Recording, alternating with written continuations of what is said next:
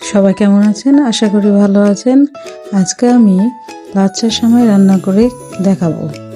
এটা ঘরোয়া স্টাইলে শাহী স্বাদ নিয়ে আসার মতন করে আমি খুব সিম্পল উপকরণ দিয়ে আপনাদেরকে এই লাচ্ছার সেমাইটি করে দেখাবো। তার জন্য আমি এখানে 1 লিটার সেমাই, 1 লিটার দুধ ও 250 গ্রাম সেমাই নিয়ে নিয়েছি। এবার 1 লিটার দুধকে আমি ভালোভাবে উষুম 2-1 মিনিট একটু গরম করে নিয়েছি। একটু গরম করার কারণ দুধটা এখানে আমি গুঁড়া দুধ ব্যবহার করব।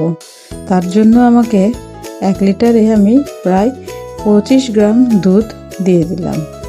এবার একটি হাতা দিয়ে ভালো করে মেশাতে হবে যাতে গুঁড়া দুধগুলো গোটাভাবে না থাকে। এবার লিকুইড দুধ ও গুঁড়া দুধ একসাথে ভালো করে মিশিয়ে ফোটানোর জন্য চুলায় রেখে দিতে হবে। খেয়াল রাখতে হবে এর মধ্যে যাতে কোনোভাবে কোনো প্রকার দলা না পেকে যায়। এবার যখন দুধটা হালকা ফুটে উঠবে তখন চুলার আঁচটি একদম মৃদু করে রেখে দিতে হবে। খেয়াল করে রাখতে হবে এটা ভালোভাবে ফুটতে হবে।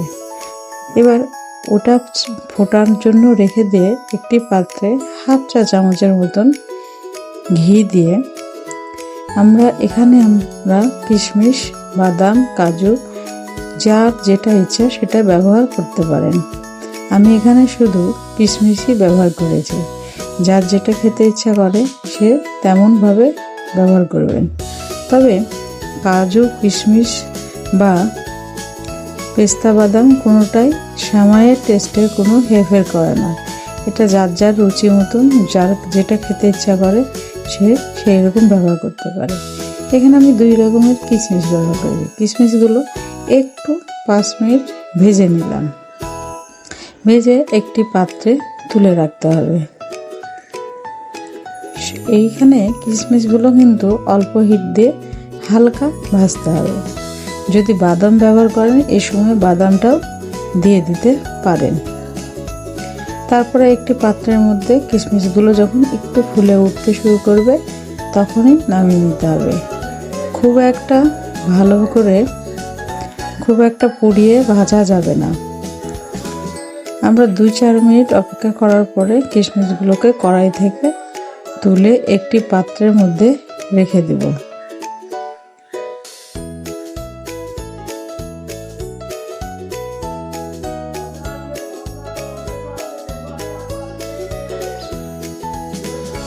দেখেন কেমনভাবে কিশমিশগুলো ফুলে ফুলে উঠেছে। এবার একটি পাত্রের মধ্যে রেখে ওই একই কড়াই কোনো প্রকার আর ঘি ব্যবহার করব না।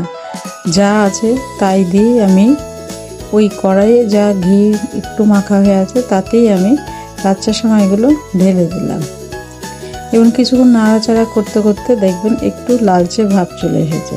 সেমাইটা খুব মচমচে করে ভাজতে হবে। এজন্য অল্প হিটে সময় নিয়ে ভাজতে হবে। এবার দুধের মধ্যে দেখেন এখানে জাল দিতে দিতে একটু সর পড়ে গেছে। কিশমিশ, বাদাম, এলাচ 2 টুকরা ও কাঠ 1-2 টুকরা দিয়ে 1/2 চামচ ঘি দিয়ে দেব। এই ঘিটা দিলে খুবই সেমাইটা শাহী টেস্ট আসে। এবার আবার এই দুধগুলোকে ফোটাতে দিতে হবে।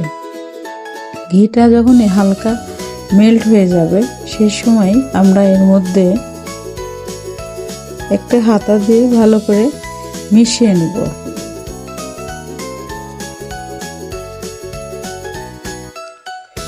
মিশানো শেষ হয়ে গেলে ঘিটা যখন দুধের সাথে ভালো করে মিশানো হয়ে যাবে ঠিক সেই সময় আমরা এর মধ্যে 1 চিমটি লবণ দেব। লবণ দুধের মধ্যে দিলে একটু চিনি টেস্ট আসে।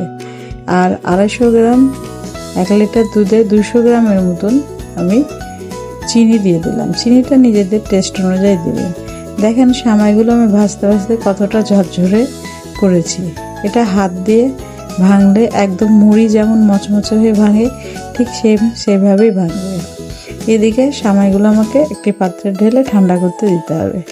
অন্যদিকে দুধটা ভালোভাবে বলক ফুটে গেলে ঠিক একটি পাত্রে ঢেলে ঠান্ডা করতে দিতে হবে।